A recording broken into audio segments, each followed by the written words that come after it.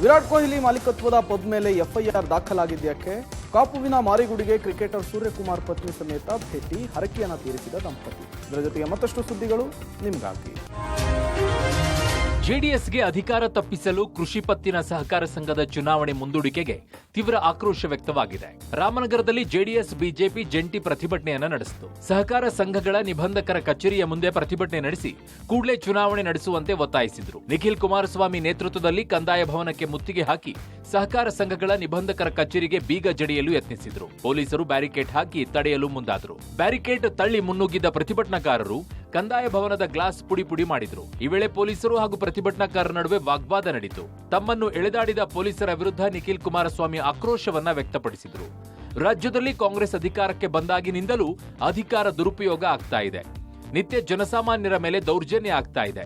BJP JDS ಕಾರ್ಯಕರ್ತರ target ಮಾಡಿ case ಹಾಕ್ತಿದ್ದೀರಿ. ಪೊಲೀಸರ ಈ ರೀತಿಯ ವರ್ತನೆ ಸರಿಯಲ್ಲ ಅಂತ ಕಿಡಿಕಾರಿದ್ರು.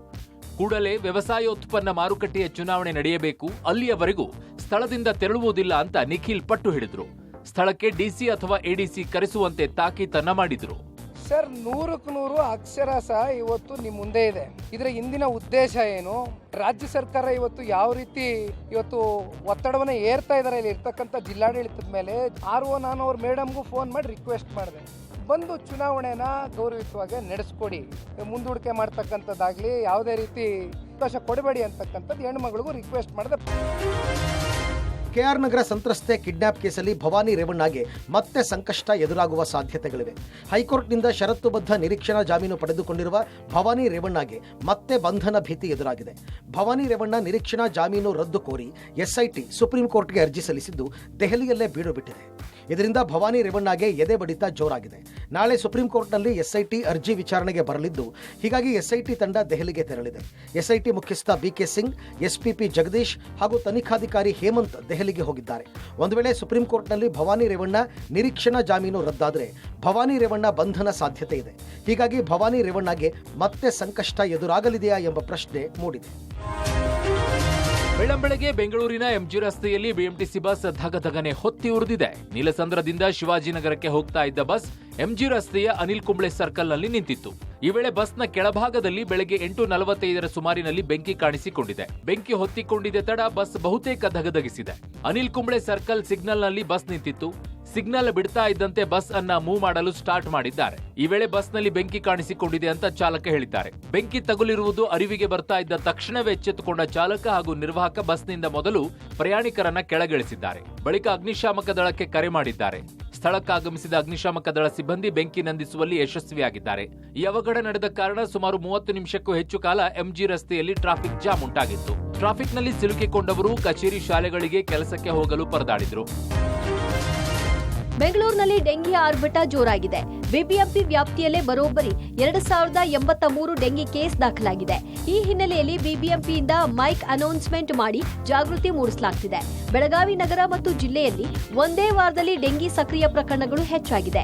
177 ಜನರಿಗೆ ಡೆಂಗಿ ಸೋಂಕು ದೃಢವಾಗಿದ್ದು 1490 ಜನರಲ್ಲಿ ಶಂಕಿತ ಪ್ರಕರಣ ದಾಖಲಾಗಿದೆ. ಧಾರವಾಡ ಜಿಲ್ಲೆಯಲ್ಲಿ ಮಕ್ಕಳಲ್ಲಿ ಹೆಚ್ಚಾಗಿ ಡೆಂಗಿ ಜ್ವರ ಕಾಣಿಸಿಕೊಳ್ತಿದೆ. ಜಿಲ್ಲಾಸ್ಪತ್ರೆ ಮಕ್ಕಳ ತೀವ್ರ ನಿಗಾ ಘಟಕದಲ್ಲಿ ಸೋಂಕಿತರ ಸಂಖ್ಯೆ ಹೆಚ್ಚಾಗಿದೆ. 55 ಮಕ್ಕಳಲ್ಲಿ 50 ಮಕ್ಕಳು ತೀವ್ರ ಜ್ವರದಿಂದ ಬಳಲುತ್ತಿದ್ದಾರೆ. ಗದಗ ಜಿಲ್ಲೆಯಲ್ಲಿ ಡೆಂಗಿ ಪ್ರಕರಣಗಳ ಸಂಖ್ಯೆ ಹೆಚ್ಚಾಗ್ತಾ ಇದ್ದು ಜಿಮ್ಸ್ ಆಸ್ಪತ್ರೆಯಲ್ಲಿ ಪ್ರತ್ಯೇಕ ವಾರ್ಡ್ ರಚನೆ ಮಾಡಲಾಗಿದೆ. ಗದಗ ಜಿಲ್ಲೆಯ ಶಿರುಂಜಾ ಗ್ರಾಮದ 5 ವರ್ಷದ ಬಾಲಕ ಚಿರಾಯಿ ಮೃತಪಟ್ಟ ಹಿನ್ನೆಲೆ ಆರೋಗ್ಯ ಇಲಾಖೆ ಅಧಿಕಾರಿಗಳು ಮತ್ತಷ್ಟು ಅಲರ್ಟ್ ಆಗಿದ್ದಾರೆ. ಟೀಂ ಇಂಡಿಯಾ ಕ್ರಿಕೆಟಿಗ ವಿರಾಟ್ ಕೊಹ್ಲಿ ಮಾಲೀಕತ್ವದ ಪಬ್ ಮೇಲೆ ಎಫ್ಐಆರ್ ದಾಖಲಿಸಲಾಗಿದೆ. ಅವಧಿ ಮೀರಿ ಪಬ್ ಓಪನ್ ಇದ್ದ ಕಾರಣ ಕ್ರಿಕೆಟಿಗ ವಿರಾಟ್ ಕೊಹ್ಲಿ ಮಾಲೀಕತ್ವದ ಪಬ್ ಮೇಲೆ ಎಫ್ಐಆರ್ ದಾಖಲಿಸಲಾಗಿದೆ. ಸರ್ಕಾರ ನಿಗದಿಪಡಿಸಿರುವ ನಿಯಮವನ್ನು ಗಾಳಿಗೆ ತೂರಿ ತಡರಾತ್ರಿವರೆಗೂ ಪಬ್ ತೆರೆದು ಪಾರ್ಟಿಗೆ ಅನುವು ಮಾಡಿಕೊಡಲಾಗಿತ್ತು. ಜುಲೈ 6ರ ರಾತ್ರಿ ಗಸ್ತಿನಲ್ಲಿದ್ದ ಪೊಲೀಸ್ ಸಿಬ್ಬಂದಿಗೆ ಪಬ್ ಓಪನ್ ಇರುವುದು ಮಾಹಿತಿ ದೊರೆತಿತ್ತು. ಸ್ಥಳಕ್ಕೆ ಹೋಗಿ ಪರಿಶೀಲಿಸಿದಾಗ ಗ್ರಾಹಕರು ಇದ್ದಿದ್ದು ಕಂಡುಬಂತು.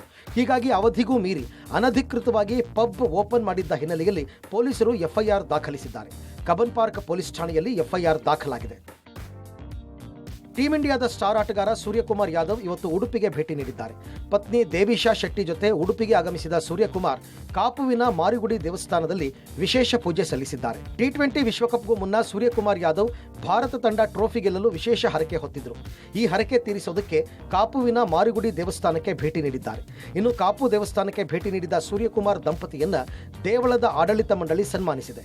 ಇನ್ನು ಶ್ರೀ ಹೊಸ ಮಾರಿಗುಡಿಗೆ ನೂತನವಾಗಿ ನಿರ್ಮಾಣವಾಗ್ತಾ ಇದ್ದು, ದೇವಸ್ಥಾನದ ನಿರ್ಮಾಣ, ಕೆತ್ತನೆ, ಶಿಲ್ಪಕಲೆಯ ಬಗ್ಗೆ ಸೂರ್ಯಕುಮಾರ್ ಯಾದವ್ ಮಾಹಿತಿ ಪಡೆದಿದ್ದಾರೆ. ಇಳಕಲ್ ಶಿಲೆಯಲ್ಲಿ ನಿರ್ಮಾಣವಾಗ್ತಾ ಇರುವ ವಿಶಿಷ್ಟ ದೇವಸ್ಥಾನ ಇದಾಗಿದ್ದು, ಸುಮಾರು 40 ಕೋಟಿ ರೂಪಾಯಿ ವೆಚ್ಚದಲ್ಲಿ ನಿರ್ಮಾಣ ಮಾಡಲಾಗ್ತಾ ಇದೆ. ಇದೇ ವೇಳೆ ಮಾತನಾಡಿದ ಸೂರ್ಯಕುಮಾರ್, ಕಾಪು ಮಾರಿಯಮ್ಮನ ದರ್ಶನ ಮಾಡಿದ ಮೇಲೆ ಮನಸ್ಸಿಗೆ ಬಹಳ ನೆಮ್ಮದಿಯಾಯಿತು, ಪೂಜೆ ಸಲ್ಲಿಕೆ ಮಾಡಿ ಶಾಂತಿ ಪ್ರಾಪ್ತಿಯಾದ ಅನುಭವ ಆಯಿತು ಅಂತ ಹೇಳಿದ್ದಾರೆ. ಆಹಾರ ಅರಸಿ ಕಾಡಿನಿಂದ ನಾಡಿಗೆ ಬರುವ ಪ್ರಾಣಿಗಳ ಉಪಟಳ ಹೆಚ್ಚಾಗಿದೆ. ಬಳ್ಳಾರಿಯಲ್ಲಿ ಮನೆ ಮುಂದೆ ಮಲಗಿದ್ದ ನಾಯಿ ಮೇಲೆ ಚಿರತೆ ದಾಳಿ ನಡೆಸಿದೆ. ಶ್ವಾನದ ಮೇಲೆ ಚಿರತೆ ಅಟ್ಯಾಕ್ ದೃಶ್ಯ ಸಿಸಿ ಕ್ಯಾಮೆರಾದಲ್ಲಿ ಸೆರೆಯಾಗಿದೆ. ಇನ್ನು ದಕ್ಷಿಣ ಕಾಶಿ ಹಂಪಿಯ ಹೇಮಕೂಟದ ಬಳಿ ಗುಡ್ಡದ ಮೇಲೆ ಚಿರತೆ ಪ್ರತ್ಯಕ್ಷವಾಗಿದೆ. ಇತ್ತ ಮಡಿಕೇರಿ ಮೈಸೂರು ರಾಷ್ಟ್ರೀಯ ಹೆದ್ದಾರಿಯಲ್ಲಿ ಒಂಟಿ ಸಲಗ ಕಾಣಿಸಿಕೊಂಡಿದೆ. ಮಂಡ್ಯ ಜಿಲ್ಲೆಯಲ್ಲಿ ಕಾಡಾನೆಗಳ ಹಾವಳಿ ಹೆಚ್ಚಾಗಿದೆ. ಕಾಡಾನೆಗಳ ಹಿಂಡು ದಾಳಿಗೆ ಲಕ್ಷಾಂತರ ರೂಪಾಯಿ ಮೌಲ್ಯದ ತೇಗದ ಮರಗಳು ನಾಶವಾಗಿದೆ. ಬಾಸಾಪುರ ಗ್ರಾಮದಲ್ಲಿ ಈ ಘಟನೆ ನಡೆದದ್ದು ಅರಣ್ಯ ಇಲಾಖೆ ಅಧಿಕಾರಿಗಳ ವಿರುದ್ಧ ರೈತರು ಆಕ್ರೋಶ ವ್ಯಕ್ತಪಡಿಸಿದರು. ಕಾಲ ಬದಲಾದರೂ ಮನುಷ್ಯ ಬದಲಾಗಲ್ಲ ಅಂತಾರಲ್ಲ, ಅದೇ ಮಾತಿನಂತೆ ತುಮಕೂರಿನ ಗೊಲ್ಲರಹಟ್ಟಿಯಲ್ಲಿ ಮೈಲಿಗೆ ಹೆಸರಲ್ಲಿ ಮೌಢ್ಯಾಚರಣೆ ಮಾತ್ರ ನಿಲ್ತಾ ಇಲ್ಲ. ಕೊರಟಗೆರೆ ತಾಲೂಕಿನ ಬಿಸಾಡಿಹಳ್ಳಿ ಗೊಲ್ಲರಹಟ್ಟಿಯಲ್ಲಿ ಮೌಢ್ಯಾಚರಣೆ ಮುಂದುವರೆದಿದೆ. ಊರ ಆಚೆಗಿದ್ದ 3 ಬಾಣಂತಿ ಹಾಗೂ ಶಿಶುಗಳನ್ನ ರಕ್ಷಣೆ ಮಾಡಲಾಗಿದೆ. ಮಹಿಳಾ ಆಯೋಗದ ಅಧ್ಯಕ್ಷೆ ನಾಗಲಕ್ಷ್ಮಿ ಚೌಧರಿ ಗೊಲ್ಲರಹಟ್ಟಿಗೆ ಭೇಟಿ ನೀಡಿದ ವೇಳೆ ಬಾಣಂತಿ ಹಾಗೂ ನವಜಾತ ಶಿಶುಗಳು ಊರಿನ ಹೊರಗಡೆ ಇರೋದು ಕಂಡುಬಂದಿದ್ದು, ತಕ್ಷಣವೇ ಪೋಷಕರ ಮನವೊಲಿಸಿದ ನಾಗಲಕ್ಷ್ಮಿ ಚೌಧರಿ ಬಾಣಂತಿ ಹಾಗೂ ಶಿಶುಗಳನ್ನ ಅವರವರ ಮನೆಯೊಳಗೆ ಪ್ರವೇಶ ಕಲ್ಪಿಸಿಕೊಟ್ರು. ಈ ವೇಳೆ 3 ಕೃಷ್ಣ ಕುಟೀರಗಳಿಗೆ ಬೀಗ ಹಾಕಲಾಯಿತು. ಕೃಷ್ಣ ಕುಟೀರಗಳು ಮುಂದೆ ಗ್ರಂಥಾಲಯವಾಗಿ ಮಾರ್ಪಡಿಸಲಾಗುವುದು ಅಂತ ನಾಗಲಕ್ಷ್ಮಿ ಚೌಧರಿ ತಿಳಿಸಿದರು. ಅಲ್ಲದೆ ಗೊಲ್ಲರಹಟ್ಟಿಗಳಿಗೆ ಮೂಲ ಸೌಲಭ್ಯ ಒದಗಿಸುವ ಭರವಸೆಯನ್ನ ನೀಡಿದರು.